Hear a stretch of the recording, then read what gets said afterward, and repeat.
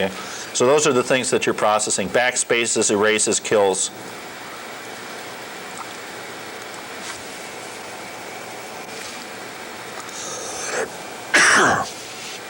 I'm not sure there's anything else here.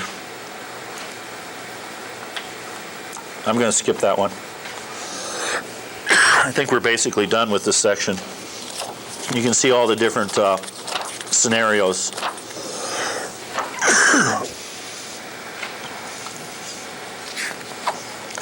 So at this point, I'd like to go on.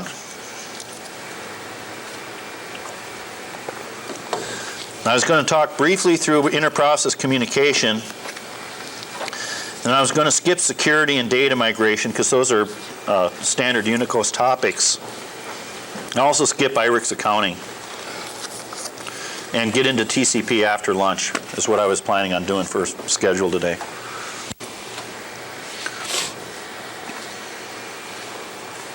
So section 8 is on inter-process communication. There are several ways of communicating. In fact, it doesn't list one of them here, used environment variables. Environment variables are also used a lot of times to communicate. So we can use regular files. We can write stuff into a file and then have somebody else read it. We can use signals to talk between processes. We can pass data directly through a pipe. And those three things have been standard on Unicode for a long time. What's been new has been shared memory, semaphores, and messages. Those were taken out of Unicode originally because of our addressing scheme. We did not have logical address translation, LATs and stuff. And it was first implemented within the T90 product line. There are applications that use these in Irix that did not use them in Unicode because we didn't provide them. Oracle, for example. And Oracle has never performed as well on Craze because of the lack of some of these features, which is why we eventually added them back in, as well as the difficulty of rewriting it. So a signal is a way to send an interruption, so to speak, between one process and another. It's an asynchronous communication mechanism. Signals are generated automatically as the result of program errors or explicitly sent from one process to another. The kernel can be sending signals, or the user can ask the kernel to send them a signal. Okay, so in the example of a kernel to user process, if I did a addressing range error, if I tried to address outside my limit, I may get a signal to kill me, causing a segmentation fault. Segmentation violation. If I exceed my CPU limit, I'll get a kill. Those are typical kernel signals.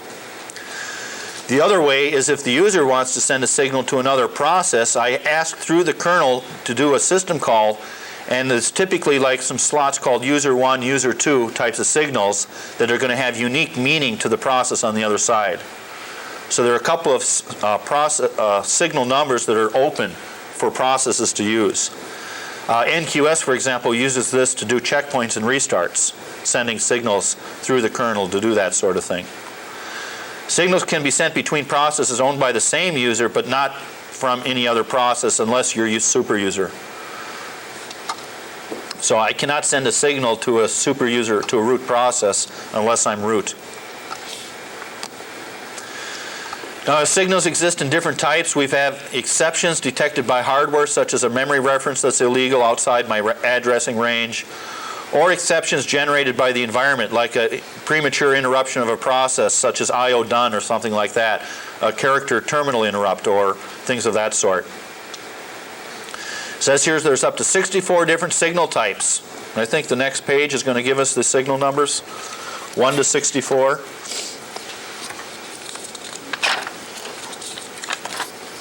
Yeah. So for example, floating point errors are signal 8. The one we were talking about, segmentation faults, number 11. This signal means the process referenced data outside its legal address space, and that usually means I have to up limits, for example. On the next page, 8.5, top of it are SIG user 1 and SIG user 2. Those are user defined. It's up to the program to properly determine what those mean. And for example, NQS uses them for checkpoint communication. But you decide how you want to use those signals. I, for example, have heard sites that will use signals. You can do and a kill is the way you can send a signal to one of your processes. So you do a kill -16, and then that program picks up the signal and may change its output from a black and white printer to a color printer, for example, or change peripheral devices, or do checkpoints, or things like that. So you can decide how you handle those checkpoints. I'm sorry, handle those signals. Bottom of page 8.5, the signal 29 is used for profiling for SSRun, perf view type of data. So I can see what subroutines. Wakes up and checks to see where my program counter and my program stack is, and just periodically summarizes that information. So if I do an SSRun-user time, sigprof is the one to do the interruption and say, where's your program counter right now? And then there are a couple, 49 to 64, it just mentions those are reserved for POSIX real-time applications. The system can't use them. And 47 and 48 are signals being used for threads, p-threads. And again, there's no hardware support behind that. 8.7 then just gives me an example where they're using a kill command to actually send a signal. Now, again, it's up to the application to properly handle things, and there's some system calls: signal, sig-action, sig-vec, and sig-set to control these signals. Okay. And there are three ways of handling the signal. I can abort the process, I can ignore the signal, or I can jump to a subroutine and catch the signal and say, oh, user 1 signal says jump to the setup color printer subroutine, something like that. And you can do this in Fortran as well as in C. So in this example, they're doing a kill-9, so they're sending a signal 9, which is an actual kill. But you can send signals other than 9, and they may be interpreted differently and not result in a kill. For example, with inetd and stuff like that, we may send them signals just to reinitialize their configuration and stuff without having to restart the application. Some of the signals will result in a core dump. For example, segmentation faults typically will give you a core dump. It lists here now the signals that will actually give you core dumps. Okay.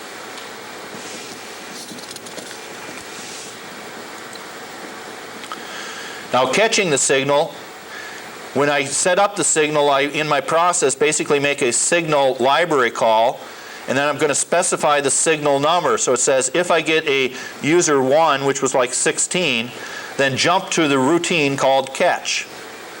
And if you're in Fortran, it's called F signal, and in uppercase. So then when the signal comes in, no matter where you are in your program, the signal could come in. You then, based upon that stack that got set up by the signal call in the first place, jump off to the catch signal handler.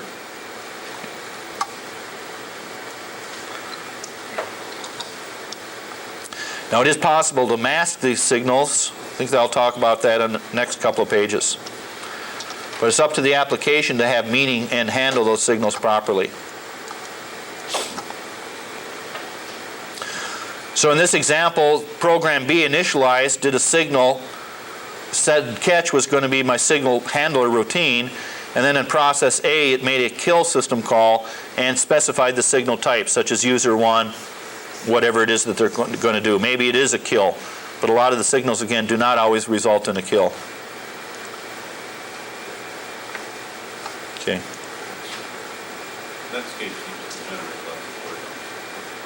Yeah, it can. Some of those are segmentation faults. You have to look to see what the core dump is for. Typically, I'd say it's memory growth problems and segmentation, the segmentation faults. Netscape is big in memory. But I don't know, you'd have to look at each individual case, and I don't know how Netscape handles all the different signals. You can mask and defer signals too. Okay. So if I'm busy doing something, I'll say ignore any signals that come in until I finish what I'm doing. So in this example, the kernel has set up a signal hold mask on that particular user. And in this example, they did a signal sig user 1, catch it, but then they did a sig set mask sig user 1, went into their critical region of code so that they would not get that signal. It would be deferred. And then when they come out of that critical region code, they do a sig set mask to turn it off again. So during that window, I would not be able to see the signal, but as soon as I turn it off, I would then get this delivery of the signal, but it would be deferred. And it's just trying to show a bit here, the 16th bit being sig user 1. And there's also a sig block library routine. I've never worked with that or seen that at all. But it allows you to protect, for example, I may be doing file I/O in this area and I cannot do a checkpoint, or maybe I've got open service sockets. I can't do checkpoints. Maybe I've got tape open. So I've got a signal that says do a checkpoint, but I've blocked it for the temporary time because I know that it won't be any good right now. And then when I come out of it, I pick up that signal, and then I can say, okay, now let's do the checkpoint, because I'm done with the critical region of code that would have broken the checkpoint and said checkpoint not allowed. That would be one good example. And again, a lot of applications know better when they can checkpoint or when they can't, based upon open files or open network sockets or open tapes, things like that. Now on the other side, we could have the program either continue running or it could simply go to sleep. The shell does this. When I fork off the shell with the ampersand sign and stuff like that, the shell is sitting there waiting for the signal. If I don't, it's going to pause and wait for the signal. So the user can cause their processes to wait for the signal by using a pause. And then when the signal is received, I break out of the pause. It aborts due to the signal, wakes up, executes the signal handling routine that was registered to be caught. So it's a way of synchronizing places between things. Now signals do have priorities.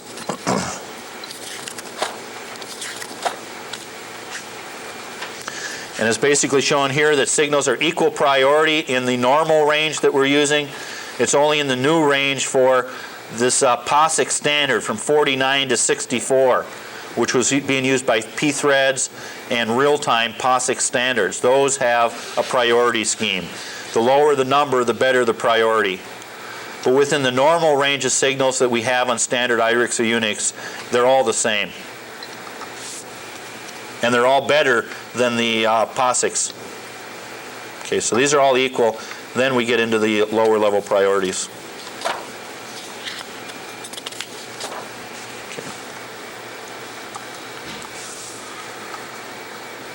Okay. So here they're just going through a pending signal.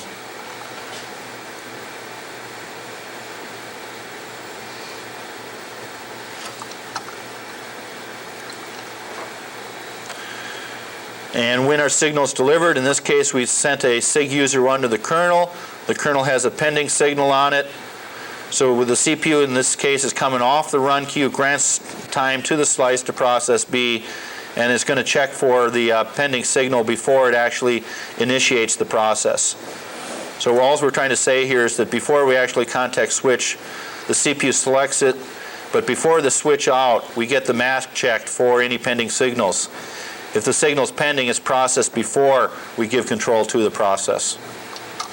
So before we reinitiate it, any pending signal would then get picked up. And in worst case scenario, this would be a 10 millisecond interval for clock interrupts, unless we've turned off the clock interrupts.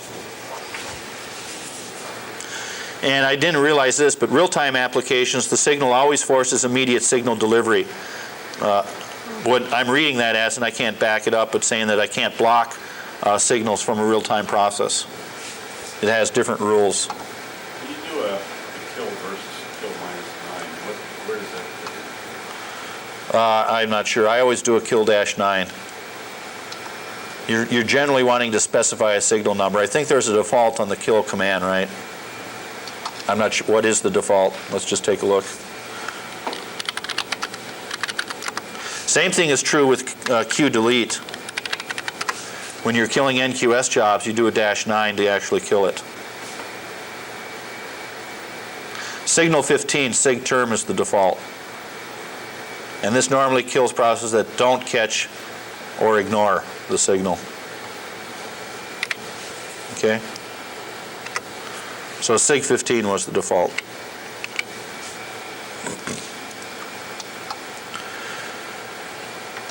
And this is just trying to talk about process B, trying to process these signals, and we've got some termination signals that were generated, that will generate a core file, some that won't generate a core file, and the ability to hold signals pending until I actually want to see the signal.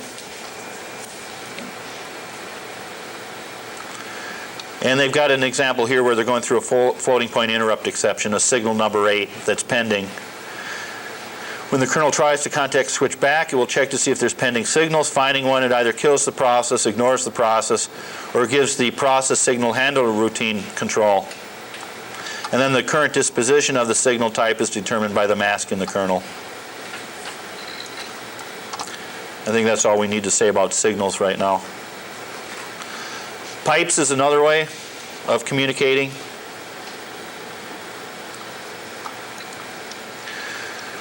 I'm sure we've all seen the pipe command being used as we pipe from ls to grep and stuff like that. So it's another vehicle to communicate. Data communicated through a pipe is in a first in, first out method. They're called 5.0 pipes. And sometimes they can be named pipes through the file system. We've got named pipes where actually create an inode that's considered a pipe, and then multiple processes can communicate onto that named pipe. The NQS daemon is an example of somebody that creates a named pipe and then waits for Q subs and things like that to write information onto that named pipe. And then we have unnamed pipes, which are referred to as system pipes, and those are used between related processes when we're using the pipe symbol, for example. And when you're using pipes, it passes through system buffer cache and is no longer accessible when you're done. Data in the pipe can only be read once. So you can consider a pipe a little bit more information than a signal. Signal just tells you what to do. The pipe is actually passing control structure type information through it. And it's up to the program to understand the meaning of the data coming in on the pipe. So it's automatic synchronization of data between them. If the sending process attempts to open the pipe for output, then the open will not complete until the receiving process also attempts to open the pipe. And if the receiving process opens the pipe for input, the open will not complete until the sending process attempts to open the pipe. So when the sending process is writing to the pipe, if there's not enough room in the pipe to satisfy the whole request, then we actually block or sleep. The write will be halted on a write BIO, or I should say probably buff.io type of lock typically. But there were also FFIO types of lock names that I saw in there as well that could be blocking on. And then when the receiving pipe is reading from the pipe and there's not enough data in the pipe to satisfy the request, the process is basically sleeping again. It's on a read block until the data is actually in the pipe. So data buffering, pipes are buffering the data from one process to the next. Usage of pipes, straightforward. We typically have been using the pipe command on the command line option. At the C level, you can open up named pipes and then actually write onto them. And that's what the next piece is a named pipe is also referred to an FFIO special pipe. Let me go off here for a second. Undo in var spool NQE spool private root. Right there are two pipes that NQS, for example, is using. They are actually named FFIO, but you see there's a P over here saying it's a pipe. And note that FFIO is writable by the world.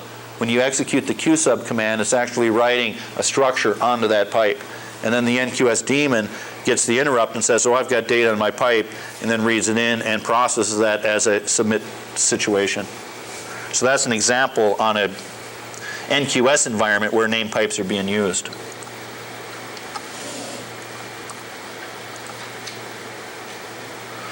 In this example now they're using make node to create the pipe, naming it name underscore pipe. Then there's an Irix command called make FFIO. I have never used that. Oops.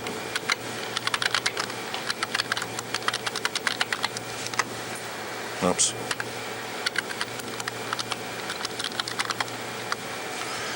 So it's a way of making a special file name. I don't think we have that on Unicos. And again, in both cases, there's a P showing up there. Or from within the program, when I create the node from within C, I can do a make node, name the pipe and the perm bits on it, or make FFIO as a system call.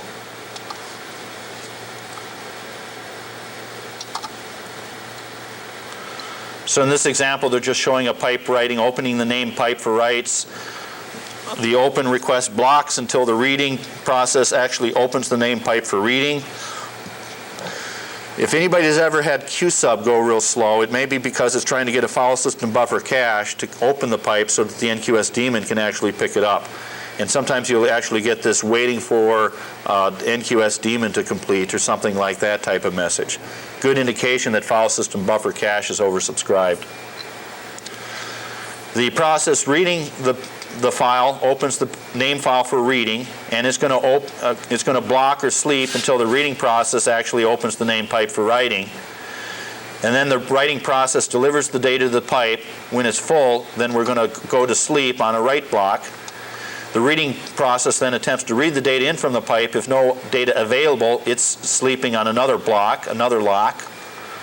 And then step 5, it writes the process, closes the pipe, indicating no more data is written, and the pipe receiving the pipe and the process reading the pipe receives an into file condition because the write pipe end is closed. And therefore the pipe reading process closes the pipe after it gets this into file condition. Not much difference there.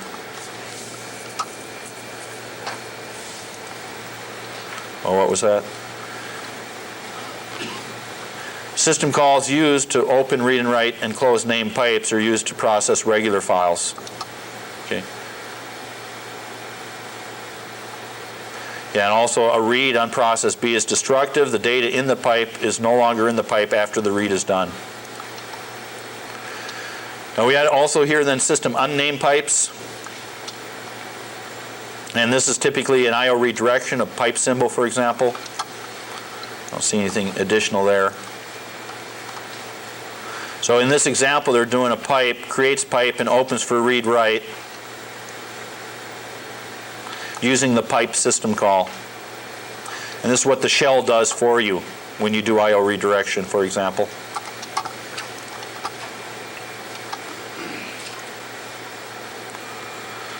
And they're just going to go through the process where the pipe is opened. We fork a child process. We close the read into the pipe. We write to the pipe. We then close the pipe. Meanwhile, the child that we forked, when it opens, it has the pipe initially. Remember, the child inherits any open files that the parent has. So after the pipe is created, when we fork it off, it has the pipe open. So in this case, it closed the pipe for a write, and then read the data from the system pipe, and then when it was done, it closed the pipe.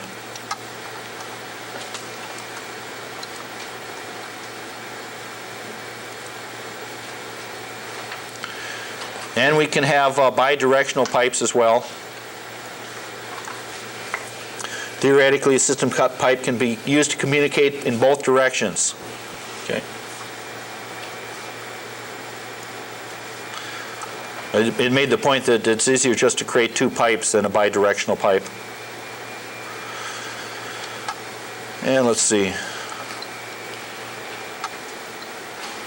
It's just explaining that for system pipes, because of the inheritance and the forking, system pipes are more to your advantage. Anyway. And with the shell, the pipe symbol, like a DU sort, is going to fork off the shell. The shell is going to go into a wait state, waiting for the child. We then have the sort being forked. We execute this fork and exec the sort process. We also then fork and exec DU, and then DU has to open up the system pipe and write it into sort. And this is just trying to show the forking process during a pipe type of operation. So DU is going to have a lower PID than the sort process. Okay.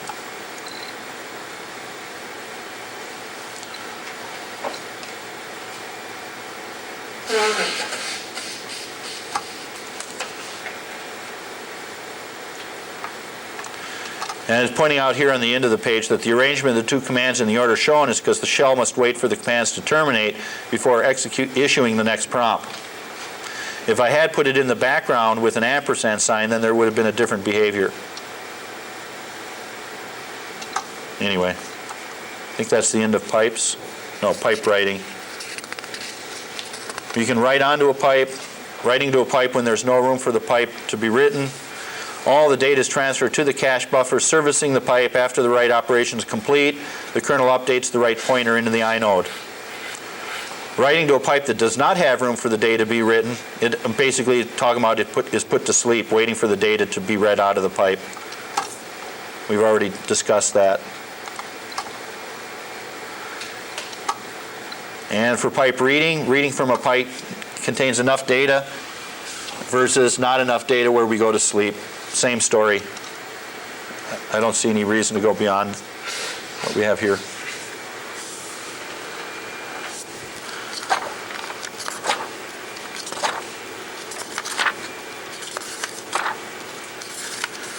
Okay, so the last piece of interprocess communication is the IPC support stuff that was been standard Unix 5 Irix or Unix. And again, we took it out in Unicos because of the problems of our hardware addressing concepts, and it came back in with the T90 product line. Now, shared memory allows two or more processes to share a given region of memory. Semaphores is a way of communicating between processes, and then message queues, list of messages that are stored within the kernel. And there's a sar-m option that reports how much these are being used. Keep in mind, it's up to the programmer to free up these resources when they're done. If processes are being killed or aborted due to NQS limits or segmentation faults, they may not free up the resources, and then you run out of these resources. There is a command called IPCS that's going to list out these resources. IPCS-A, for example, will give me an all report giving me information about each of these resources. Now presently on this system, I don't have messages being used, I don't have shared memory used, I don't have semaphores being used.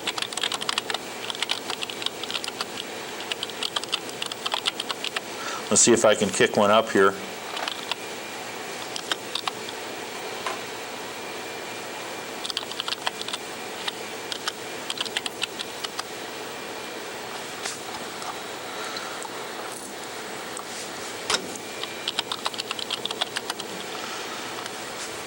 And one area, the SpeedShot package in SS Run does use semaphores to communicate to each other.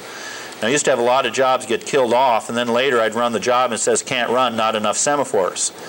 You have two options, either clear up the semaphores or add more semaphores. With Systune, you can increase the number of semaphores that are there. I'm just waiting to see something happen here.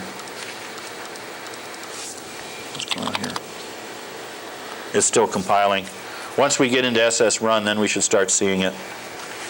And I also pointed out that there was a case study with Dresden where the jobs were being killed by NQS, and the shared memory segments kept getting allocated but never deallocated. And shared memory segments are allocated out on swap. And since they weren't deallocated, my swap use just kept growing and growing and growing. I had a memory leak. So we ran an IPRM or IPCRM to remove periodically any unattached processes. Okay, now it's starting to kick up. Let's see if we get anything now.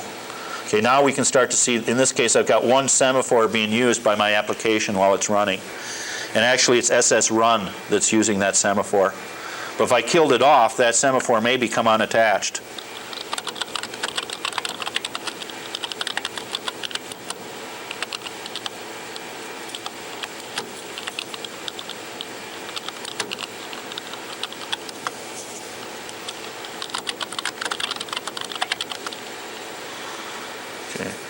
I still got prof sitting there. Let me kill that one too. Oh, that one won't matter. That's almost done. So now I've still got that thing sitting there. In fact, it's got two semaphores that I'm presently using.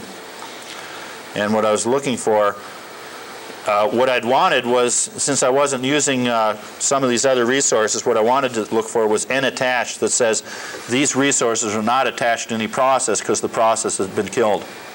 Now it's not showing that with the semaphores. Okay. Segment size, we've got time. Now all I've got are the number of semaphores. I don't see whether it's attached to anything or not. Let's see if it's still there now.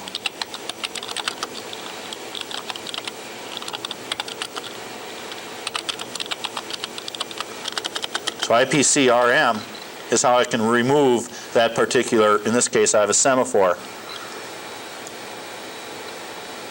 -S. The one we needed at Dresden was the -M. Okay, and then IPCS gave me the actual ID. Let's see, key mode.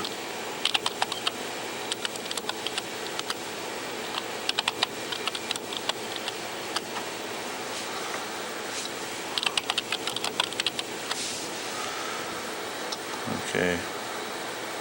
So here's the key right here. So let's see, IPC-RM-S. See if this works. Oops, permission denied. Anyway, let's see what the presentation has.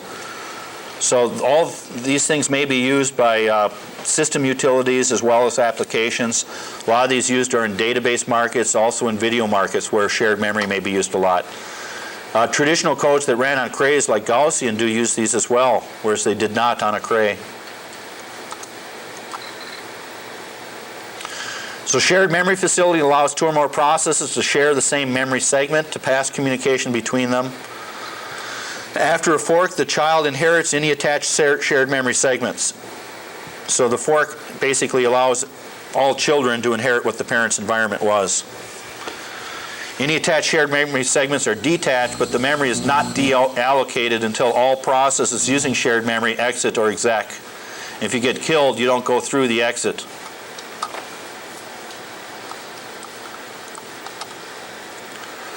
Now there are some tunables here, as I mentioned before. These will affect your swap device allocations. But we've got SHMEM max, maximum size in bytes of my shared memory segments, minimum size, how many can be active in the system, and how many can be active per process. And systune controls those.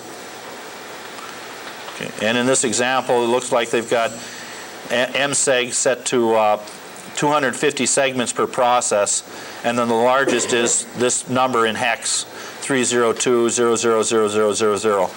Now you get error messages in syslog when these resources start running out. So syslog will often say up this number.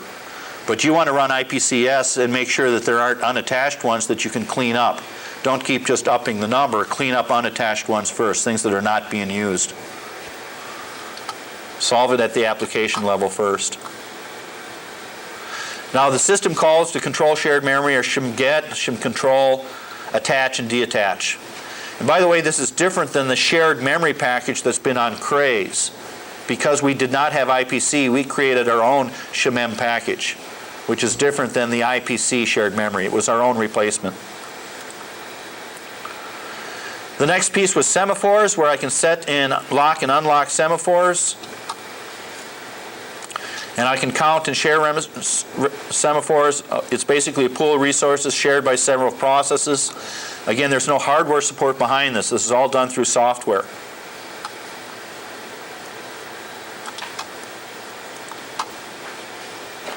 And the tunables here, same sort of thing. We've got the semaphore numbers. So NI is the number of semaphore identifiers available on the system. We've got the maximum number of semaphores per ID, maximum number of operations per semop calls, and we've got a maximum value, and we've got this adjust on exit maximum value. Again, generally we only play with these when the systune or the syslog tells us. So the system calls to control semaphores are semget, semcontrol, and semop. That should be SEMop, I think.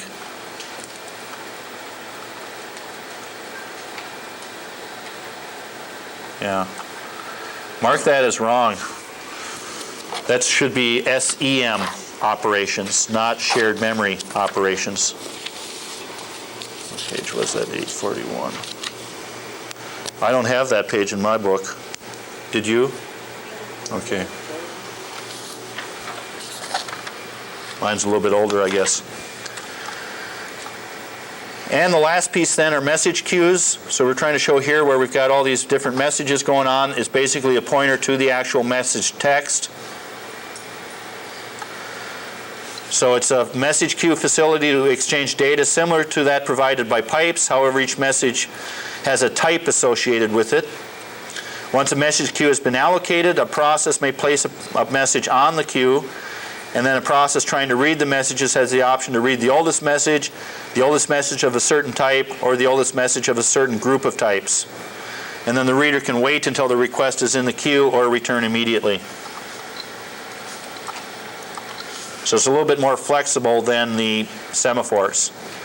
And for message queues then we've got these parameters: maximum message size, number of bytes on the message queue, number of queue identifiers, the message segment size in bytes, and then a total number of headers or total number of segments available on the system. And again, syslog would be a key that you've got a problem here. You're generally going to have users complain or syslog complain. And the system calls to get that are MSG get, control, send, and receive. And I've got 15 minutes early, but let's take our lunch now. Okay? And when I come back, we'll talk about network type stuff.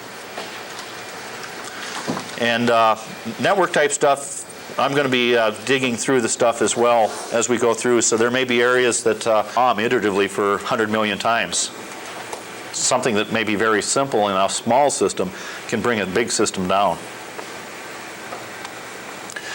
Okay, the next section is on TCP, and for Cray World, this came about in the past 10, 12 years. Before that, we were master-slave with what was called Station Call Processor Protocol, where we were actually talking to IBMs through a block MUX channel or talking to CDC and other machines through front-end interfaces that were master-slave and not actually a true network.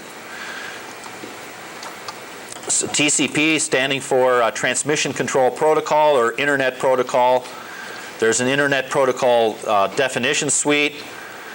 It's originally put up by the Department of Defense in the mid-1970s and became what was called ARPANET, Defense Advanced Research Project Administration Network. And it started getting used by the government, the military, university, and industry sites, and we started tying into it rather early. But before we went to Unicos, like 83, 82, we were primarily Station Call Processor Protocol, which was a control data mechanism of talking to machines, not across the network, just across a channel, dedicated master-slave channel link. And I've always looked at the Cray as being a number cruncher out there on a network plane, or a math coprocessor out on a network plane rather than on your main chassis modules. Okay. So ARPA ceased existence in the fall of 1989 when they actually started getting rather large, and at that point it kind of became referred to as the Internet. And anyway, you can read a little bit about the history there. So TCP is simply a way for a lot of these machines to talk to each other. There are other network protocols. TCP is the most dominant one. So this is just showing that microcomputers, mini computers, mainframes, and supercomputers can all be talking on these networks.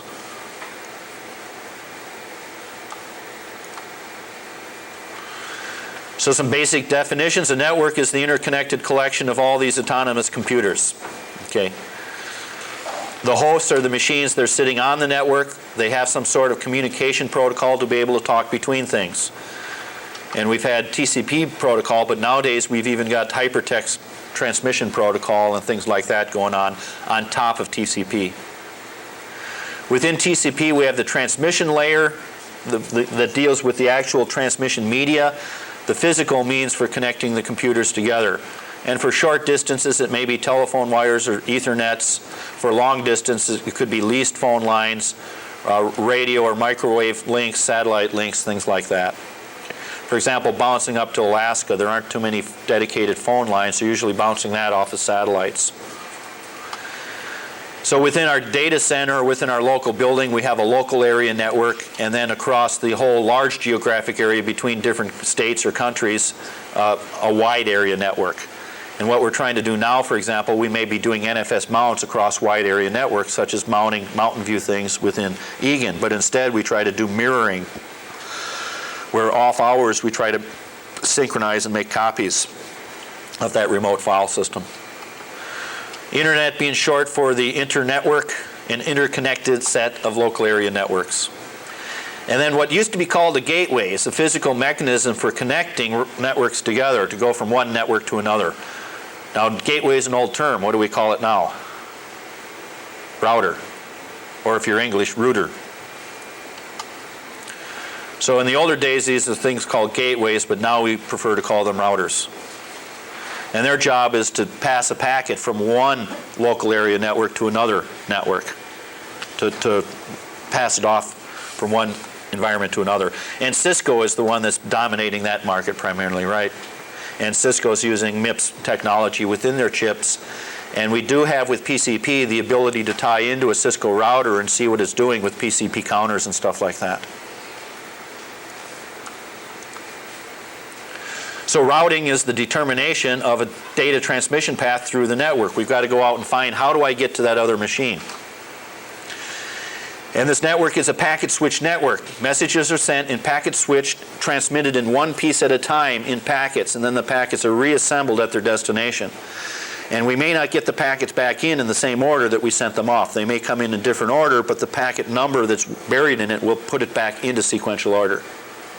But it's entirely possible that packets may come out in different orders. And the packet is the basic unit of information passed across the network. In the postal system, the basic information sent and received is a letter. A packet is like a letter. Okay, and I may have a large data set that I have to break up into packets and then send them across. And as I mentioned before, the Mountain View routers are more configured for lots of little packets, which is good for web interfaces and stuff. But if I'm trying to run OView through one of those routers, I'm going to have larger chunks, and I may not be able to configure it for both. I've got a choice of lots of little things or a few large things. And if I configure it for a few large transfers, then the little guy gets drowned out. So it's configured to drown out the person that's trying to dominate the network rather than the person that's trying to submit a few bytes here and there through the network. So a packet is a physical packaging unit. Packets must have addressing information and sequence numbers to ensure that they're reassembled in the right order. Then a datagram is a message sent in a packet-switched communications network. Datagrams are not sequenced, they're reliable, and they're associated with a particular connection. So a datagram might be used for socket connections, where actually it's almost like a named pipe going across a network socket as I'm moving data across. And with the internet, there's an internet address. It's a sequence of 4 bytes that uniquely identifies a host on the network. And you basically have to apply for some of these domain names, but then within your domain you can specify your own IP workstation schemes. So TCP is an industry standard protocol available on virtually all modern platforms. Computers connected by the intranet, made up of local or wide area networks. Intranet is more typical for local area networks, or within a company, a wide area network within a company type of thing. And then these individual networks are all connected together by gateways or routers or bridges or repeaters. Some local area networks are like Ethernet, token rings, AppleTalk. And again, TCP is a layered family of protocols, so you have several options here. Let's see. Just looking to see if there's anything else of interest in here. No. In terms of functionality, some of the basic tools we're used to, file transfers being done with FTP or RCP, and logging in with Telnet and RLogin. And all these use TCP protocol to get across the network.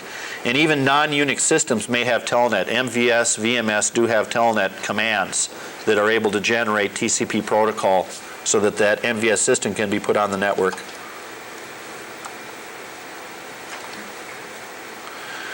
With TCP, we've got distributed processing capability. There's what's called remote procedure calls, RPC. This is, for example, used quite a bit in NFS and stuff like that. It allows me to execute something on a remote machine. There's also a REM shell. Now this is kind of an older spelling. It should really be RSH within the Irix world. I'm not sure what AT&T called it REM shell, but Berkeley called it RSH. In Irix it's RSH, but in Unicos it's REMSH. So this is just a way of executing a shell remotely on a different machine. So I can do RSH, do PWD or LS and find out what's going on there and execute the command there. Yeah, I'm not sure why you put it there, but yeah. REMSH is Unicos, or AT&T flavor, and RSH is Berkeley flavor. And in a mixed environment, you have to get used to both. Okay. And the X window system is used in this area to do a lot of TCP communication. And also NFS is a layer on top of TCP to use TCP to move data between one file system to another. And access to network functions are with user-written applications via system calls. There's a whole bunch of system calls involved. Everything from finding the IP address from a domain name to opening and controlling sockets. So some of our basic configuration files in here, we've got user applications already mentioned. When they do their work, they're going to make system calls. So we've got some basic system calls here like get host by name. So if I say do.cray.com, that library routine is going to figure out what's going on, what's the IP address, and how to get to it. Or get host by address if I just specify the hard address. I walk around with the IP address for my workstation so that I can get to it quicker. If I'm off somewhere that's outside my domain, rather than asking a DNS server to find the thing for me, if I've got the actual address, I may be able to get to it. If I'm outside the firewall, then I just have to remember troll and have my secure ID card with. You can also get a network by name or get server by name. There's also connection calls. There's a bind to a socket, listening for a socket, and accepting data coming in from a socket, or the socket's call itself to do things on that socket. So each one of these system calls are essentially going to go into some layered type of stuff to do TCP handshake protocols, IP, UDP, ICMP, and various other protocols that may be coming in the future. And we are getting into reservation protocols for multimedia. So if I know I'm going to do an M-bone broadcast next week, I can tell the networks to reserve the bandwidth that I need, things like that. And I've seen that in 6.5, but I haven't seen anyone using network reservation protocols yet. Now these layers are going to go to various configuration files in the ITSI directory. Typically we have like protocols, the services file, the networks file, and the host file. Now traditionally on Crays we simply go to ITSI host and then map that to the IP address. But in a large data center configuration, those hosts may be changing all the time and domain name addresses may be changing, so we go to a domain name service instead of ITSI host to get to it. When I go into a classroom, I shut off the name service resolver such that I'm going to only go to ITSI host, and then they can't go off and look at the Simpsons web page or something like that. And a lot of times with Netscape and stuff like that, it's got to be able to get that address or the address, the ASCII character host name into an IP address.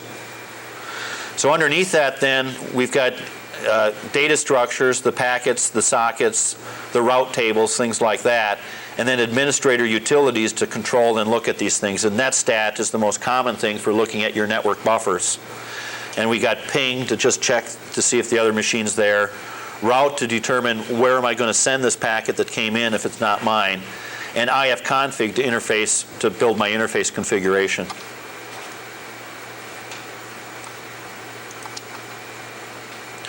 So we've got a layer concept here, and again our components, we've got the applications, the configuration files, the protocols, the system calls, and the system calls generally access ITSI configuration information. The actual data structures themselves, and again netstat will print out some of those structures, and then the administrator utilities to manage them. Now in a Cray world, we usually got it off the network such that there was just one interface into it because we didn't want chatter. We didn't want the Cray to become something that's serving packets from one network to another, things like that. So we usually were just off on our own, and we were typically not using a distributed environment that we're going to be talking about in the next couple of chapters. Normally, we just have an ITSI password file and an ITSI host file that is hard set on that machine, and we generally like push the configuration files to every machine in our data center like once a day or once a week. But that's not centralized administration.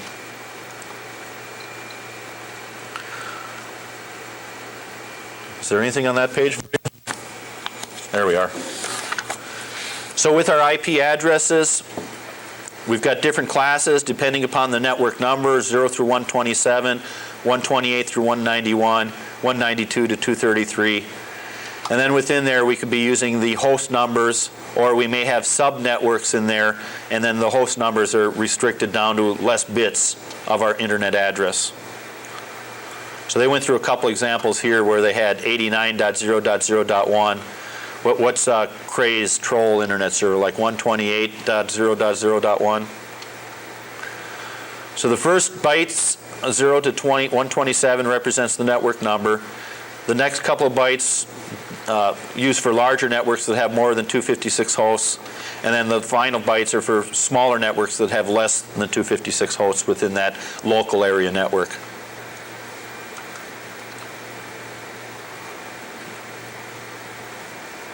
And that is one difference I might point out between SGI and Cray. Within SGI, they have several domains. Within Cray, we've always had one domain, Cray, do.cray.com or whatever it is for a machine name. Why is that? Well, they've got a lot more workstations in their networks and stuff like that, for one thing. No other particular reason. One of the problems when we do that they don't want to do it is flat user IDs. You want to have the same user ID construction within that domain name. So by us having it all in one domain, it's easier for us to administrate it. Okay. So the So when we're going with all .sgi.com stuff. Right. But and whether SGI actually breaks them into a single domain, I kind of doubt it because of the volume of workstations that are out there, the size of the company and stuff like that. So rather than having one address that's got 256 hosts on it, we can have multiple domains. So we've got engineering, CSD, things like that. Okay. But it's primarily because of the number of hosts that you have within that local area network. So the ITSI host file is what maps things. When I look at an ITSI host file, I've got the host name and then the full host name, basically the alias and the entire qualified host name. And then whenever I execute those library routines like get host name, it's either going to go into this file to look it up or else it's going to go off and try to resolve it through some other protocol such as named, domain name service daemons.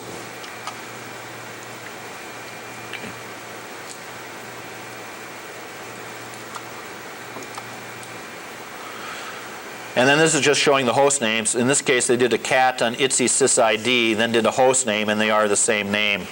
And then grep for that host name in ITSI host to find it. Okay. And that way it's, what's it saying here? IP addresses are difficult to remember. Therefore, if you're using names rather than addresses, it's simply easier. And like I say, I write down my IP address for when I travel so that if I can't find it through a domain name service, I've got it written down. But I still have to deal with firewalls, things like that. You also may have multiple connections, multiple network connections, and then they would have different interfaces.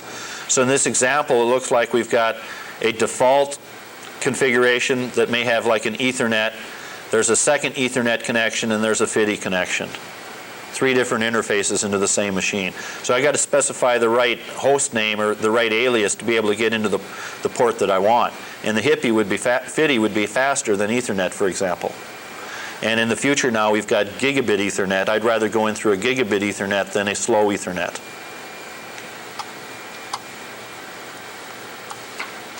So with ITSI host, it's all hard-coded. /etc/hosts, commands like telnet and FTP are going to translate the host name to an IP address. Okay. Again, there are several different methods to provide a host name resolution. They can use their ITSI host file, or they can obtain information from servers on the network. And there are 2 protocols being used in that area, NIS and DNS. Okay. DNS is more Berkeley, NIS is Sun. That's the difference between them. So prior to 6.5, by the way, the hostname resolution attempted to follow it in a particular order. It tried NIS first, then it tried DNS, and then it tried the host file. If it can't resolve the internet address for a given host or is not configured, the next service attempts the resolution. So it will fail over to the next one until we can't find it, in which case it says host unknown. Now all this, the order of lookup, and this is something that we often tweak, there's a file itsy.nsswitch.conf that says how am I going to resolve my host name. So I go into a classroom from SGI and it may be itsy host only because they don't want people getting out of the classroom. Particularly if we've got root in the classroom, we don't want them to be able to poke around as root somewhere else. Okay. But that nsswitch.conf is going to determine the order with which I resolve, how I go through my services to resolve it. Is this new in 6.5, yes. Because it used to be resolve.conf? Yes. And there are a couple other, depending upon the service, methods of resolving things too. So this is just doing a cat on itsy host file, and again, if I had 1,000 workstations out there trying to manage their itsy host files so that they're all accurate can be rather difficult. So NIS and DNS centralize that decision making. Yeah, maintaining consistent versions on a large network is troublesome. So NIS and Byte are designed to make that maintenance easier by centralizing the administration of these. Instead of going to itsy host, we now go off to a machine whose job is to resolve the name.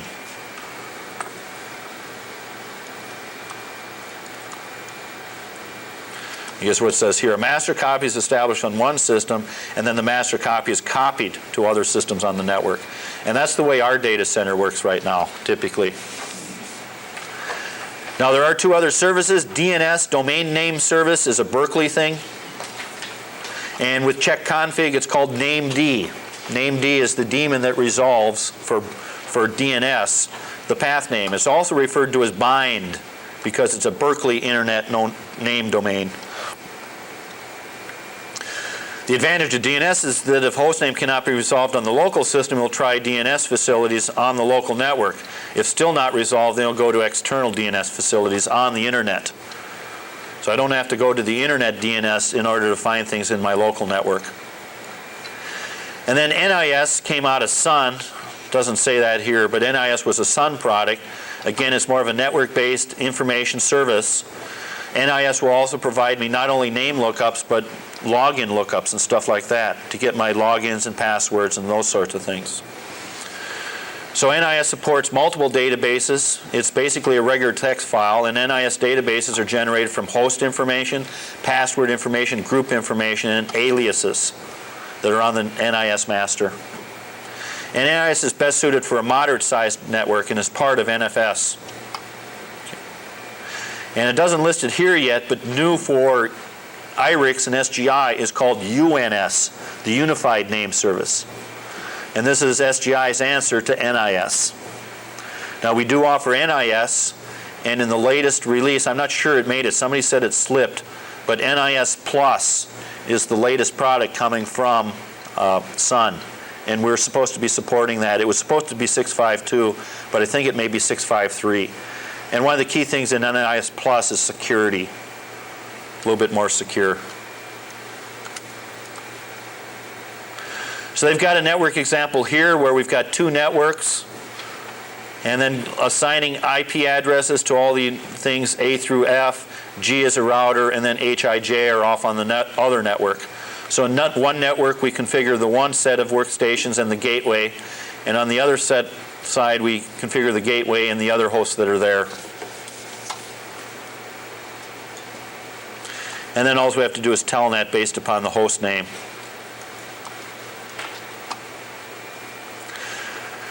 Now this network architecture basically is layered, and what we're trying to show here is that the application, we're going to go down through layers.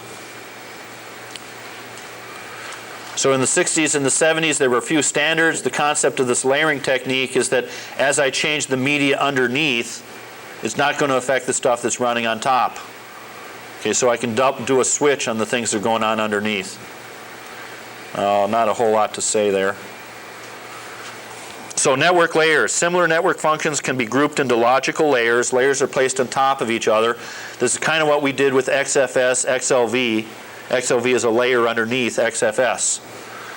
So at the source end, each layer receives data from the layer above, and each layer adds some control information and then passes it to the layer below. And then at the final destination end, each layer receives the data and then strips off the header information. The number of layers will depend upon the architecture type and the protocol. And there's some major network architectures are like SNA, the IBM's system network architecture has 7 layers. DNA from DEC has 5 layers. OSI has 7 layers. These are all different implementations for network communication.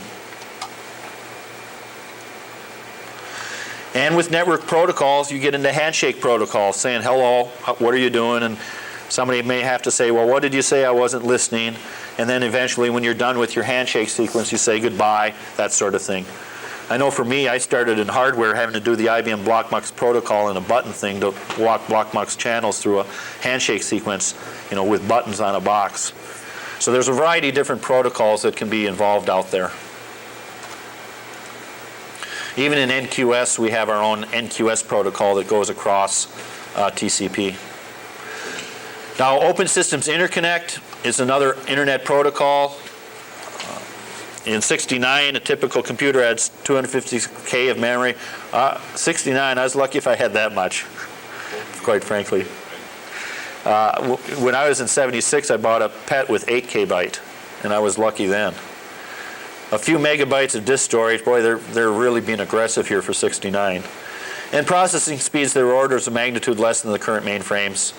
So this International Standards Organization defined a network architecture known as OSI. It's intended to serve a foundation for new protocols that would get layered on top. And some of the overall TCP inherent limitations were things like a message size maximum of, oh, there's that number, 64K byte. And it's saying here that over the next few years, OSI may eventually replace TCP as a protocol. Okay. And it's based upon SNA from IBM. But unfortunately, we have a very large base of TCP networks installed out there, and OSI hasn't really caught on. So here's just showing an OSI model. I myself don't know a whole lot about this, but we start off with the application. We have a presentation level. We have a session communication level. Then we've got the transport level. Then the network handshake, and then the data movement itself, and then the actual physical device control. All different layers to handle different parts of our problem. The presentation layer is doing our compression, formatting, and encryption type stuff. And the session layers would actually connect things together, binds the sessions, determines whether it's going to be half or full duplex, things like that. Transport layer then is the flow control of the messages and also some data assurance. The network layer then is doing my routing and my congestion control. The data link is what's dividing the data stream into frames and acknowledging each data link frame as I send it across the network. And then the physical layer is what's actually transmitting the raw data bits onto the interface.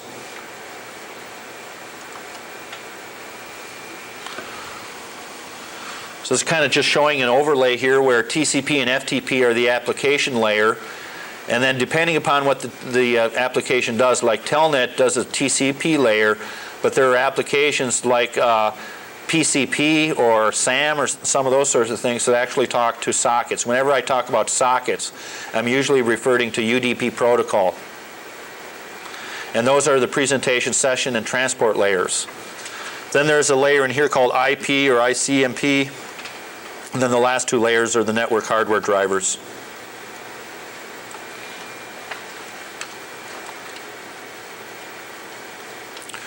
So here we've got a local host that's doing things like Telnet, FTP, and mail.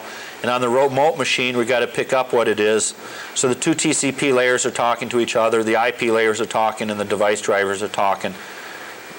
They're communicating only to their own associated layer on the other side of the system. It talks a little bit about packet encapsulation and decapsulation. That's adding and deleting headers around the data. as they progress through the protocol layers. And then peer-to-peer communication, again, is just saying each layer in one machine communicates to the peer on the other machine.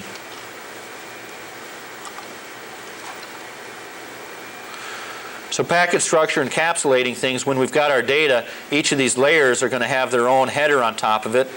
So the device driver, for example, has the biggest header, or top header, created by the device driver, and then a driver trailer, so that when we get our data across, we know we're in the end of our transfer. Then the IP layer has its own little header, 20 bytes minimum, and then TCP also has its own header, a minimum of 20 bytes. So we wrap those structures around it. Now there's also something called tunneling. I don't think it'll mention in the manual, but tunneling is just another layer on top of this, where we take this whole encapsulated packet structure and wrap another structure around it. The purpose of tunneling is to protect my bandwidth on my network and isolate one person from another. So I can set up a tunnel for data and then use the rest of the bandwidth of the T1 for normal communication, and use the tunnel for media or video conferencing, things like that. Now tunnels are kind of becoming obsolete because of newer protocols, but the purpose of a tunnel is to isolate and provide some protection. Also, the other reason was with multicast traffic, with multimedia traffic, we were doing developmental protocols, and we wanted to use tunnels to protect protocol problems within the multimedia communication, to prevent that from interfering with our data connections and stuff. So the isolation through a tunneling also protected the experimental side of the network from the production side. Okay. And then on the other side, we have to pull the whole thing apart. Now TCP is a connection-oriented protocol. Okay. So I basically am going to have that connection until I'm done with whatever it is I'm doing. Not like a web protocol, not like an HTTP protocol, where I'm just switched in short connections, transaction-based rather than entire session-based. So TCP is end-to-end reliable. It takes the responsibility of data validation and retransmission if necessary. And we got statistics to say when I have to retransmit.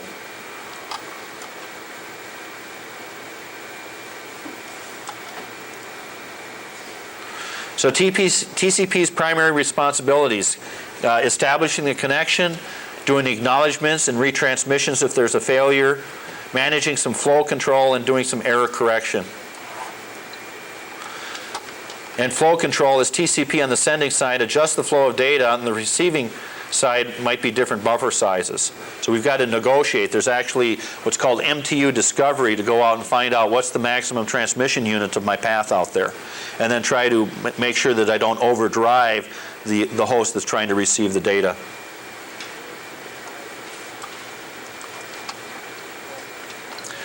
Now IP is the foundation layer of the Internet Protocol suite. It's used both at high-level routines and to send packets, and by the network drivers themselves when an IP protocol packet comes in.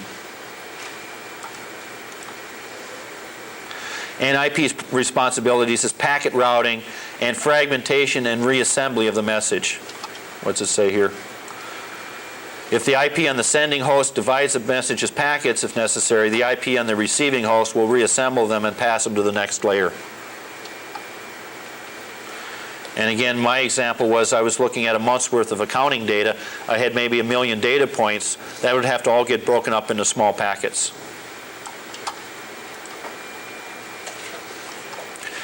Now the other layer, IP was for packet routing and stuff. UDP is more for my service sockets. We don't establish a connection really. A datagram is a one-way message sent from one to the other. It's not a session-based thing. It's more transient, transaction-based connections. And again, this is usually like a service socket or something like that. SAM and TCP, PCP and things like that use the UDP layer to do theirs. In this case, we've got ping and mail being shown here. They're going to use the UDP layer, user datagram protocol layer. So it's a one-way message. There's lower overhead here than the other processes. It's connectionless. In other words, it's only for while I've got that socket open. There's no guaranteed reliability. You have to manage your own on both sides. There's no acknowledgments or retransmissions and no error checking. It's up to the application to test that sort of stuff. But UDP is designed to provide a low overhead, efficient communication. And that's why, for example, data collectors use it quite a bit. And with UDP, it's the ITSI services file that says when a socket comes in, what type of command should I acknowledge and say they're tied to the socket and provide some sort of support. So FTP has a socket number, and then the FTP on the other side has to open that socket number. You have to be consistent. Now TCP has a bi-directional byte stream going on, so we could have one packet worth of data going one direction from one host and another packet of data going in the other direction. Let's see. It's a non-zero starting sequence number as part of an initial three-way handshake that establishes the connection.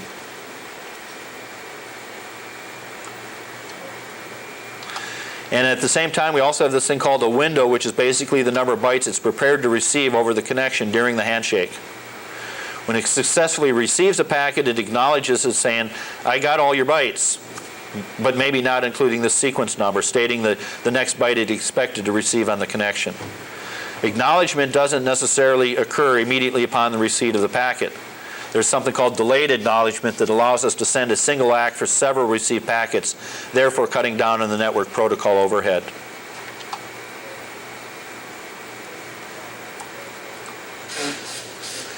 Now, internet routing is when I send a packet from one machine to another. I may have two different physical networks. And I don't like the term gateway anymore. We haven't used that in eight years or something like that. Late 80s is when gateway went away and routers became the term for it. But routing is always a central issue in any multi-network environment. What path out of many possible paths should I take? And we try to avoid sending the packets through compute servers. We actually try to get up routers. Their whole job is to serve data from one network to the other. And again, trace route will tell you about all the router hops that you have when you've got your connection. So we've got what are called routing tables. When a packet arrives at a router, the IP locates the destination internet address, extracts the network portion from it. The router then uses the network ID to make routing decisions and basically goes off to a router table to figure out what to do. So in this example, they've got a network of one network here, network number of 10, another interface off that host going to another network that's on a network number 20, and then another interface coming off that host going to a different network called 30, and eventually another network called 40. And then they're listing the IP addresses for each of these interfaces, 10.0.0.3, 20.0.0.3, 20.0.0.5, 30.0.0.5, and 30.0.7, 40.0.7 type of thing. So the routing table then is going to be able to map. If I route a packet to hosts on this network or route a packet to the host interface address, I'm going to use those sorts of addressing schemes. A routing table doesn't have to contain information about every possible destination host. It'd be impossible to administer. Once a packet arrives in a router that is connected to the destination network, the gateway can route the message directly to the destination host.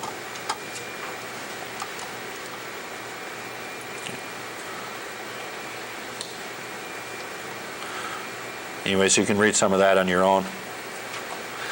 The other thing we've got is dynamic routing. And instead of the route command, what we've got now is called route D. And this has been done traditionally in the J90 markets and things like that. So static routing, the administrators have to actually maintain a route table. Now we've got a daemon running that's going to make decisions on its own. Okay. And route D is invoked at boot time to manage network routing tables. It listens for routing information needed to maintain its routing table. If a host is a router, route D periodically supplies copies of the routing table to the directly connected hosts and networks.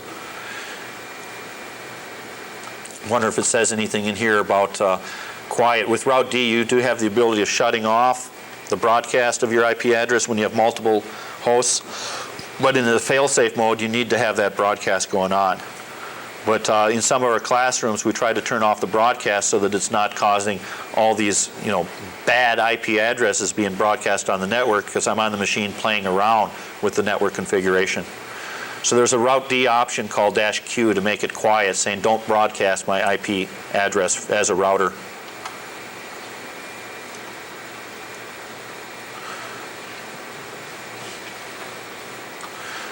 So it's invoked at boot time. It constantly listens for routing packets coming in from other machines, and it periodically, the default here says every 30 seconds, supplies copy to its routing tables, and then automatically updates the routing table when a gateway is not available if it drops off the network for some reason. And here we're talking about socket addresses, being able to connect from a client to a server process through a socket rather than through a IP connection or something. So a socket is an address which includes a port identifier, which is basically a concatenation of the internet address with a TCP port number. A socket is a bi-directional structure within a host that sends and receives packets across the network. I kind of said before, it behaves like an Irix pipe.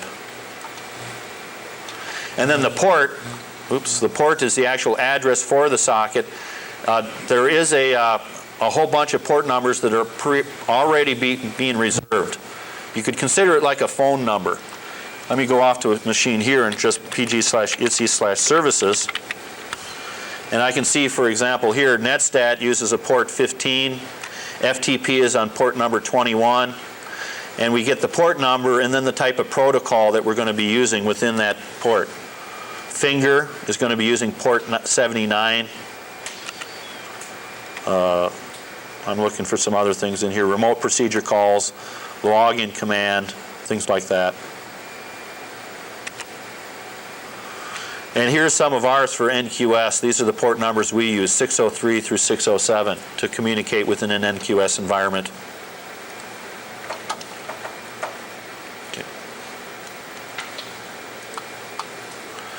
So we have client processes. This is basically where we start getting into client-server concepts, and this is where we start using NFS and all the other distributed types of features that are available. So the client process sends a request for service to a process on the remote host. If the request is on or a connection is established, and we open this socket between the client and the remote server. The client process dies when the connection is closed. And then the server process or daemons are the ones that are listening for the port to become busy. It listens at a known address for incoming service requests. INET-D is sitting there listening on a port number for FTP and things like that to come in. And then based upon the port number that you came in on, it's going to fork off a daemon to handle that particular connection.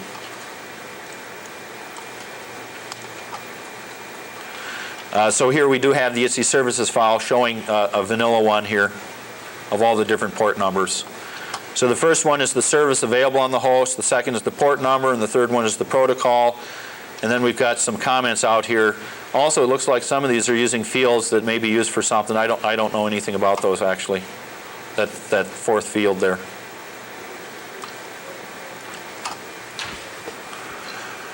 So the format giving us our official service name, the port number, the protocol name, and then the alias service name. I guess that's what those other fields were, was the alias service name. So you can get in through different names. And then the function contains a list of protocol and standard port numbers that each daemon service uses. And they are standardized and not modified by the system administrator. You can't have multiple applications using the same port number. So in the client-server model, its connection is only a temporary connection. In this case, they've got some client that's going to talk to a server, so it opens up a socket on the other side of the server. It recognizes, oh, I've got a temporary connection, forks off the child. The child, remember, still has that socket open. It's just like a file descriptor to it. So the child then can go read the data in on the connection while the initial server has to go back to listening to that port number for the next thing to come in. So for example, INET-D does this. Gets a temporary connection, forks off a child, and the child has that thing open already.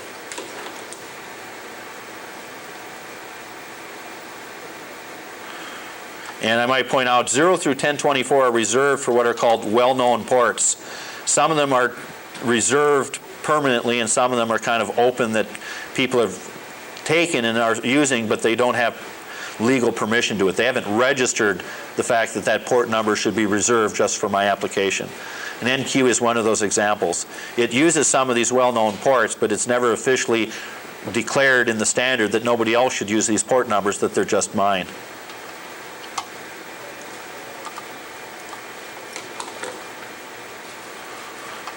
Okay. And yeah, here we go into INET D now. So I do a telnet here, get an initial connection to INET D. It says, oh, it's coming in on socket 23, so it forks off the telnet daemon. Or the other one was an FTP. It says, oh, it's a socket 21, so it's coming in for FTP, and it forks off the FTP daemon based upon the socket number that it's coming in on. So INET D started automatically at boot.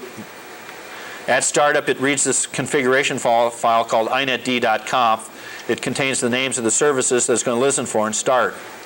And services can be added and deleted dynamically to the inetd.conf file, but then you send a SIG-HUP to the INET daemon, and then it's got a signal handler that's going to go off and reread inetd.conf.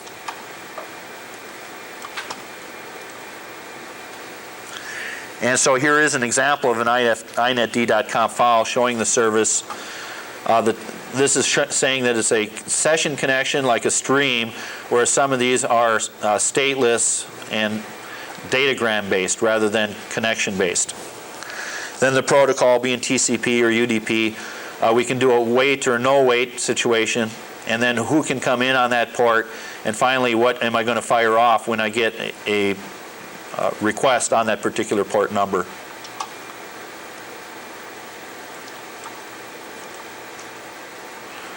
Okay. And there's a table there that just defines the contents of inetd.conf. Now for sockets, sockets are standard communication between processes. It's the user's interface to the underlying network architecture. So it's the way the network looks to the application. It uses standard system calls to create the socket. And there are standard Irix calls to read and write. They're the same for the disk files, except that they're being uniquely identified. The socket address is going to be an internet address and a port address buried into that socket address.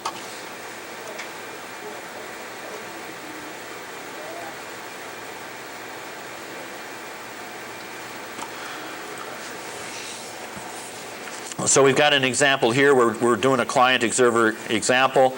The client process needs to make the following system calls before communication. They got to do a socket, then they got to do a connect. The call to socket creates a structure in user space like that file table structure.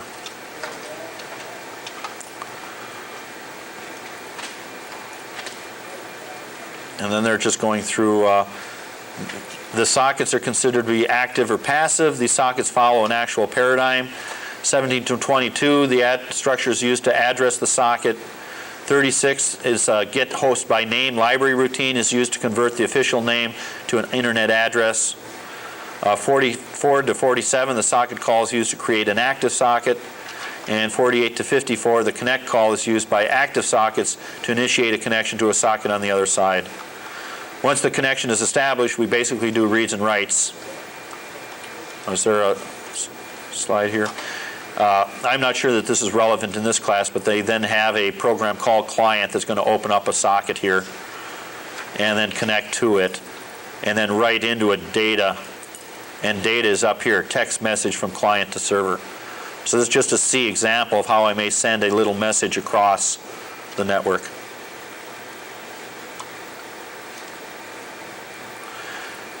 Now this is on the client side, it should be. Let's see. The server needs to make the following calls before communication with the client. So the server's got to do socket, but then it's got to bind to that socket, then it's got to listen, and then it's got to accept. So the sender just connects to the socket when I need, but the receiver, the server, has to set up and listen on that port number to actually have recognition that something's coming in. And then there's another code example here on the other side for the server side to read in that message that we just sent on the other side. So here they're compiling it, then executing it, and then it says server read, text message from client to server.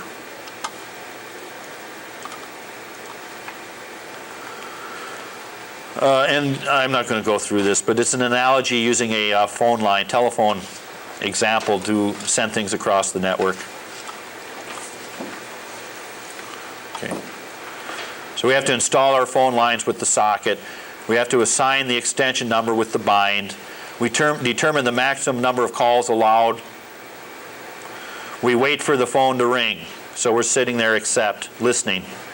Then over on the other side, this person's going to install the telephone lines with the socket, dial the extension with a connect that had already been assigned, then speak to the person with the right.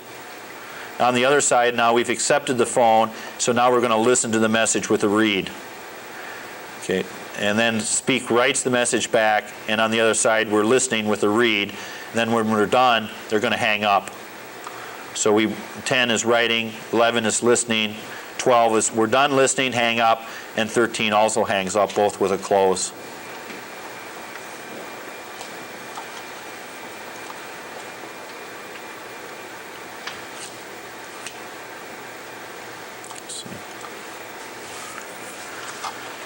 And this is the same sort of thing again. So we start off, we create a passive socket with a socket, we assign a port number with bind, we set up the maximum number of connections, we wait for a connection. On the other side, the active socket's then going to do a socket, request for connection, then we're going to listen, we found the connection attempt, we accepted it, so then we're able to send the data to the server. The other side, the server reads the data from the client. Then we wait for the data from the client to come in.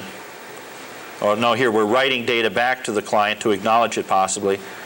And then both sides terminate. This side terminates and closes the socket. Same thing on the other side, we close the socket. And that's the end of that section. So NIS is another thing, and this came from Sun Microsystems, and the latest version of theirs is called now Nis Plus. And our flavor is called UNS. These are different ways of resolving host name lookups and things like that.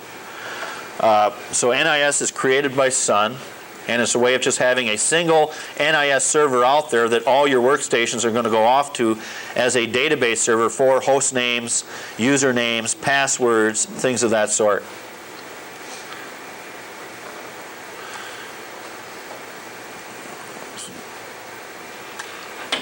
And again, instead of using ITSI host, we'll go to the NIS server to get the same information.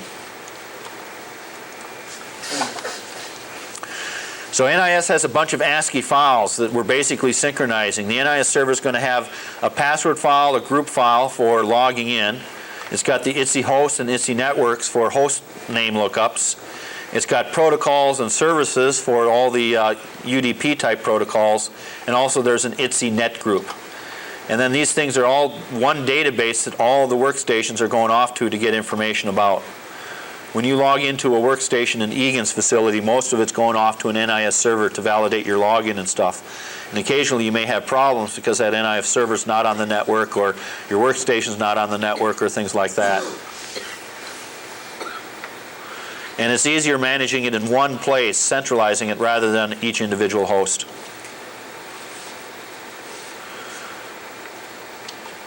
Now the NIS server is going to build all these maps. The NIS database is composed of a whole bunch of files called maps.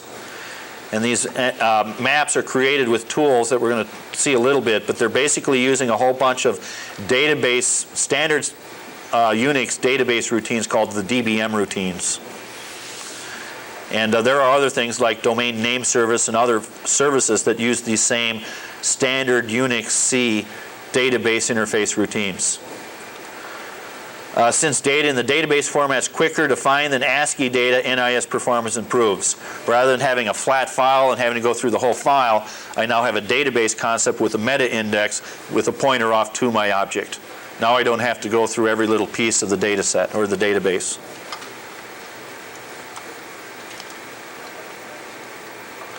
And here we've got an example of an NIS database that is the host.byname.m. And in there then we've got the key, like the address, the name, host name, and then on the right is the IP address, all generated from ITSI hosts.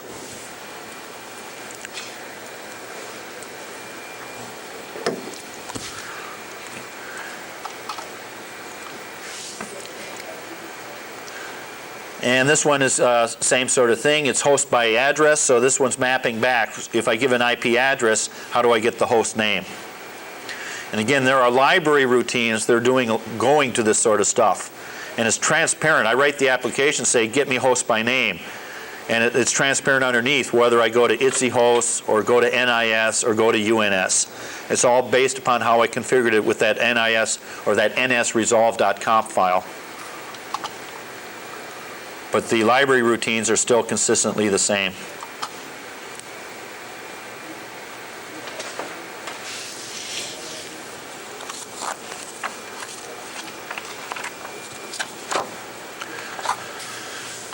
Now, in this example, they're showing the NIS clients, and then we've got one NIS server. Prior to 6.5, there were two commands being used, ypserve and ypbind, to get the communication between this. It used to be known as Yellow Pages lookup. Okay. So the client process is typically named ypbind, and the server process is named ypserve.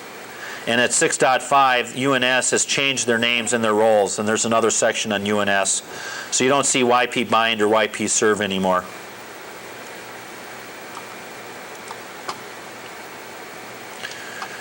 And NIS servers are divided into groups. There's master servers and slave servers. Each server, master or slave, contains a copy.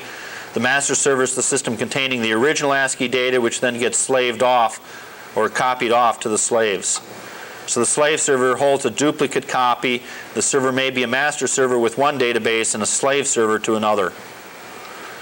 And the master server makes updated database information available to the slave servers. It tries to propagate that information out to all the slaves, such that when I got maybe 1,000 workstations in my data center, they're not all pounding on one host. I now may have multiple NIS servers available.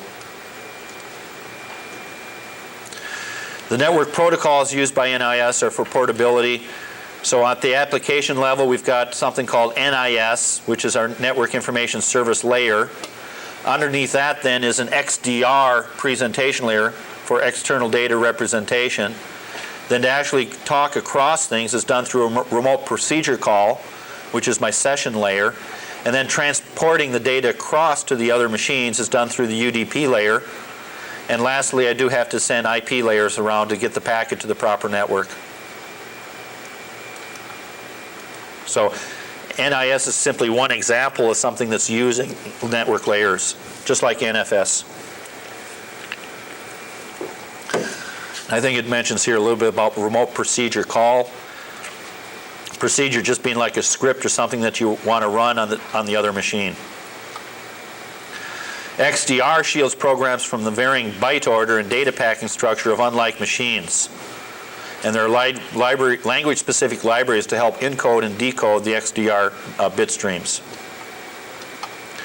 And these two layers are in public domain now and are standard for anyone wishing to develop applications on the network that are NIS-based. So an NIS domain is a collection of systems having the same NIS database. To participate in the service, a system must belong to that NIS domain. And you can have multiple NIS domains such that each building, I don't have to go across the Atlantic to get to an NIS server. My NIS server could be in my building, and then I don't have to go very far. I could stay on my own local network.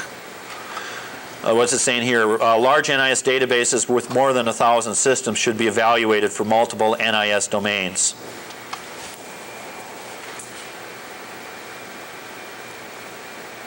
And by the way, systems in the same NIS domain are not necessarily in the same LAN.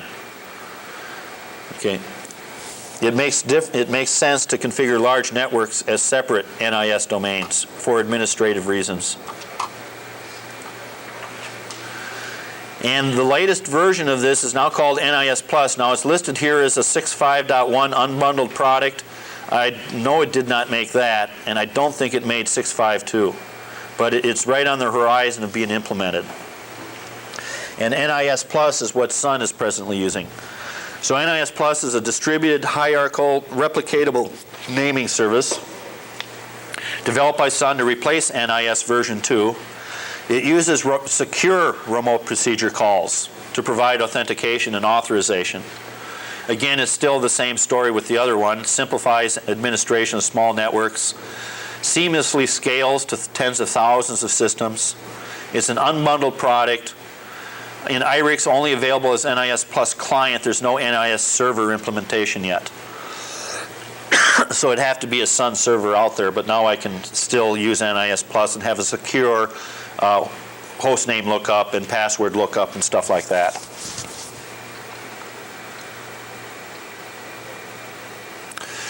And the updates are delayed for batch propagation as YP push that's incrementally updating the propagated information. Whereas in NIS Plus, it's done automatically. We don't have to do the push.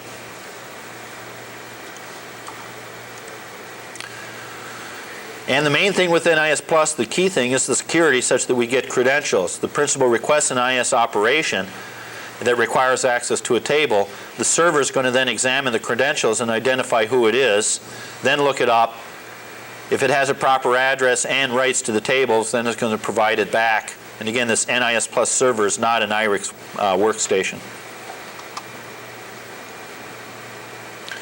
So you get authorization and you get authentication.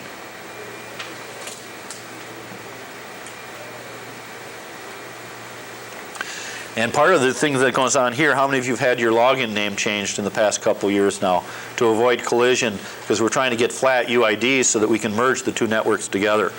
Right now we still have a Cray network and an SGI network. Eventually we'd like to get rid of the Cray network. But we have to take care of all the users out there, and we're in the process of mapping them into the SGI domains and stuff like that, and giving them flat UID information and stuff like that on this NIS server within the entire company.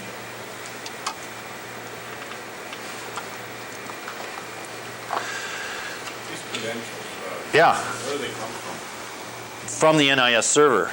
So you specify your login and password, and then that's going to be checked up in the NIS server, and then give you your credentials saying you are authorized to do this, but it's based upon your login and your password. Okay, but for certain transactions that you can do on, say, a workstation, it'll send you somebody's credentials. Sometimes it'll tell you it's expired. Yeah, I don't know a whole lot about that. Now with DCE, distributed computing environment, you have credentials that can expire, and then you have to regain them and stuff like that. Ticket refreshing, they call it. But I can't address this, not having had, being a Cray person, not having a whole lot of NIS background. Okay. Any other questions? As you can tell, this is getting real dry and boring, so I'm just trying to cut through it for you. Now, NIS comes from Sun. DNS is for Berkeley, and DNS was around before we had NIS.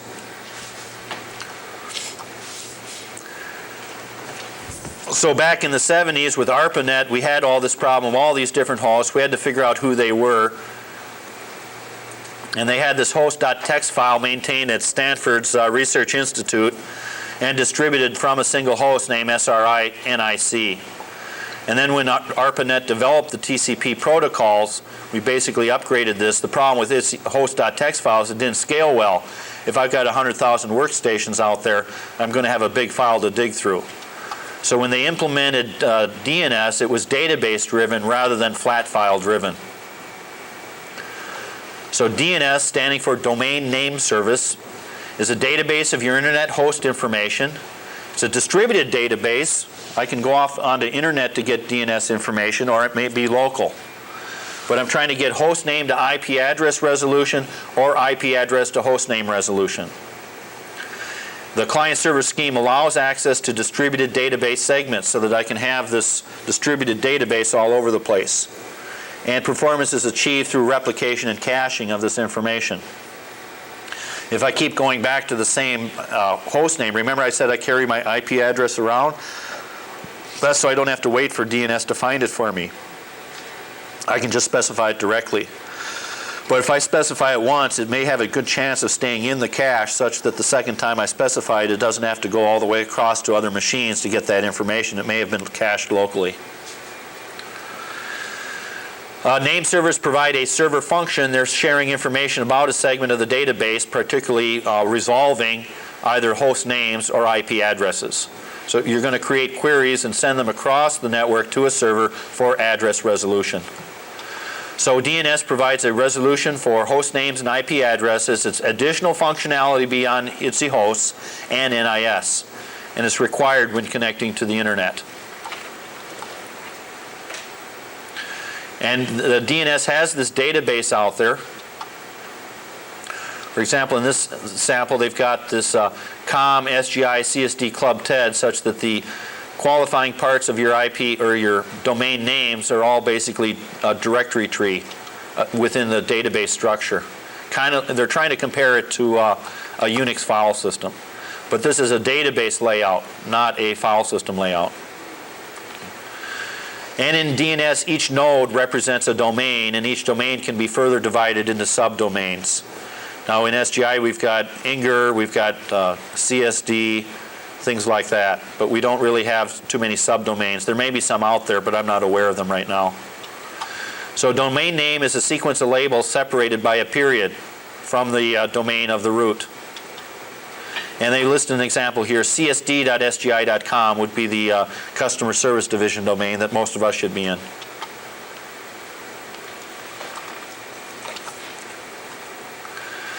And DNS has to have some administrative authority. So they're just talking about this DNS database. Out on the network, there's a whole bunch of domains. So we've got a DNS database for .com, .edu, .gov, .mil. But then within our subdomain within SGI, we're going to manage that. Other people, the Network Information Center, has to manage the entire major domains. And you have to apply and pay your money to be able to reserve that IP name. Lots of money in that these days, right?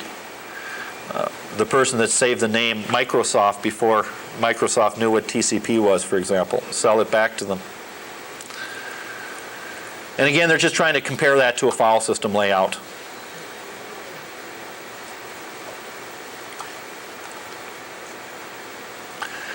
So this domain name space and domain names is a hierarchy tree. The deepest we can go is 127 subdomains deep. And again, the top domain is managed by the Network Information Center, ARPA, COM, EDU, Gov, MIL, and org. So when Cray was created or put on the network, or SGI or whatever, they had to apply with the Network Information Center to be able to reserve that name for the SGI domain or the Cray domain, for example. So Dave, Yeah. is there a command or is there something that you can find out what domain you're in? Well, just knowing your own IP address. So if I'm on my host, I can grep. So I do a host name. I'm in do, so I can grep do itsy host, for example. And now I can see my domain name is .cray.com. So you basically get it that way. But yeah, there are library routines that can pull that apart for you. And we can have aliases so that we can have multiple ways of getting to the machine. In our configuration, I've got do and I've got do.cray.com as two different ways of getting to the same machine.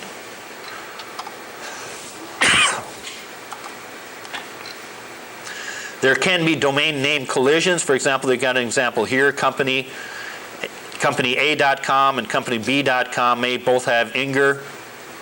Okay. So the DNS requires that sibling nodes, which are children of the parent, be named uniquely by the organization. Now we don't have a complication here, but within Comp A we may have another INGR type of domain that would then have a problem with that one. So each domain name has to be guaranteed unique by the Network Information Center. And then a domain is basically the subtree of that whole domain space. So they're going here where I've got root, then com, then SGI, and then the whole domain is basically all the points and all the hosts that are underneath that domain name. The leaves under it, so to speak. And domain name system does not impose strict rules, but we do have some basics. I think we've all seen these. .com is for commercial organizations. EDU is for educational universities. Gov for the government, like lanl.gov. Military organizations. Network organizations. Org organizations, kind of like jesseventura.org. No. International organizations like NATO and stuff, and also individual country codes. NZ for New Zealand, AU for Australia, things like that. Okay. And all these domain names are registered at this site, the internic.net that manages this stuff. So all this started off, I wasn't following things back in those days, but the first DNS was something called Jivas. Got me. And later, well, I knew it as Bind. That was what I've always known it as. Bind is probably the most popular DNS today, but NIS and Sun has been getting a little bit bigger. Bind is common on all flavors of Unix, including Irix. Crays have always had Bind and named. We haven't really had NIS within our environment. But other operating systems can also handle this. Windows NT, SGI users, things like that, all can work with Bind. And named is the main program or process that runs. There's a check config daemon to say named whether I want name services up or not.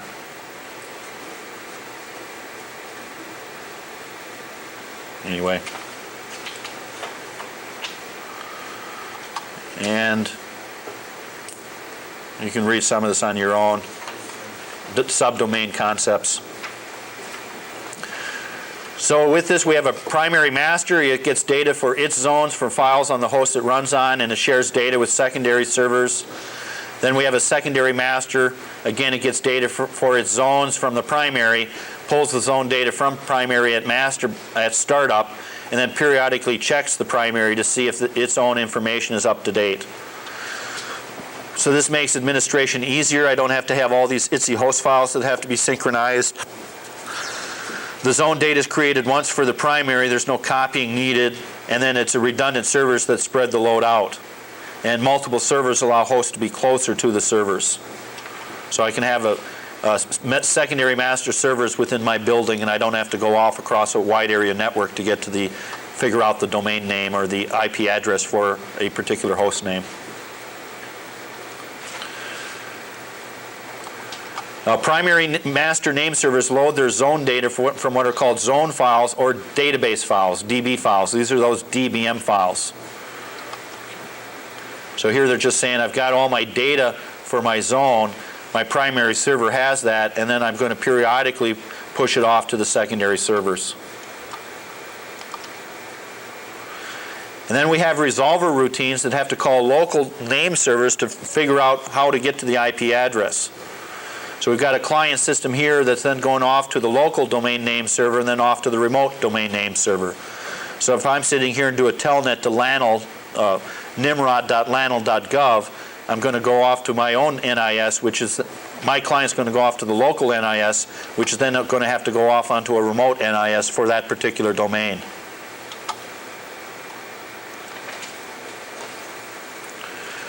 And a root name server is the name server having authority for the zone. Okay.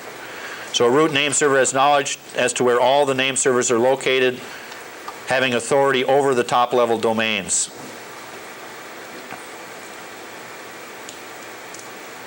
And also, again, if it's unavailable for extended periods of time, name resolution would fail. And that's why Internet has root name servers spread out all around the Internet. So the role of a name server is to retrieve data from this domain name space. They're proficient at returning data about zones they have authority over, but can search through the entire domain name space to locate information for things they do not have authority over. So name resolution is the process of locating the needed information by querying the name server throughout the Internet.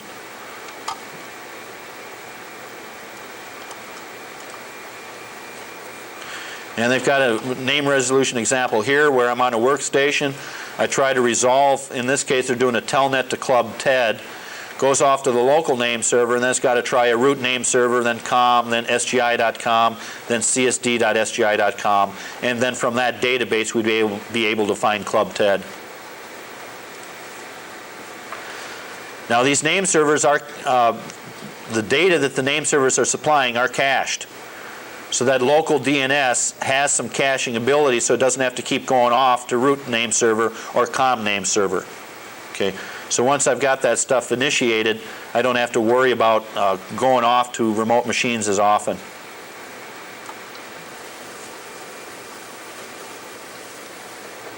Okay. And this cache, by the way, is typically not memory cache, but is a disk cache. We're keeping it local on our local file system.